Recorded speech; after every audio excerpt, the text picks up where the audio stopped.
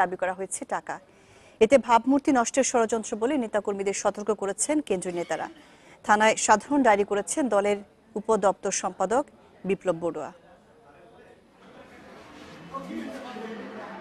আওয়ামী লীগ সভাপতির ধানমন্ডি কার্যালয় থেকে বুধবার একটি চিঠি যায় কুড়িগ্রামের চিলমারী উপজেলা আওয়ামী লীগ সভাপতি উপজেলা চেয়ারম্যান শওকত আলী সরকারের কাছে।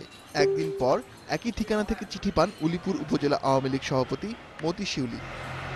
এতে শেখ হাসিনার স্বাক্ষরের অনুরূপ একটি সইয়ে দেয়া হয় নেতাকর্মীদের নির্বাচনের প্রস্তুতি নেওয়ার নির্দেশনা। আর সে কারণেই দলীয় প্রধানের নির্দেশ মেনে কাজও শুরু করেন দুই আওয়ামী লীগ নেতা। তবে বিপত্তির শুরু শুক্রবার। এবার ধানমন্ডি কার্যালয়ের অফিস স্টাফ পরিচয়ে চায় ফোন। বিকাশ নম্বর পাঠিয়ে দাবি করা হয় টাকা না দিলে সাংগঠনিক ব্যবস্থা নেওয়ার হুমকিও দেয় সেই ব্যক্তি।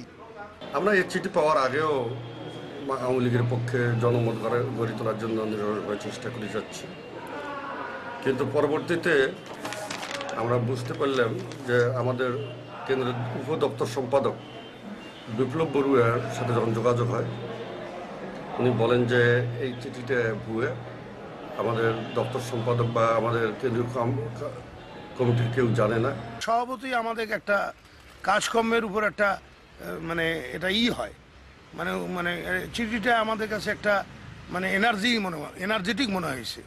এই ঘটনায় বিস্মিত আওয়ামী লীগের কেন্দ্রীয় নেতারা। চিঠিটি ভুয়া দাবি করে অসৎ উদ্দেশ্যে পাঠানো হয়েছে বলে জানিয়েছেন তারা। এই ঘটনায় ধানমন্ডি থানায় দায়ের করা হয়েছে সাধারণ ডায়েরি।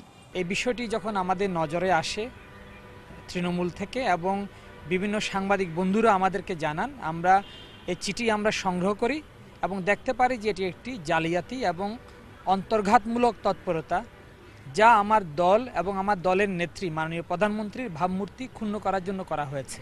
দলের ভাবমূর্তি নষ্ট করতে পরিকল্পিতভাবে এ ধরনের ঘটনা ঘটানো হচ্ছে জানিয়ে এ ধরনের ফাঁদে পা না দিতে নেতাকর্মীদের সতর্ক করেছেন কেন্দ্রীয় নেতারা। Ashik Hossain, Independent news.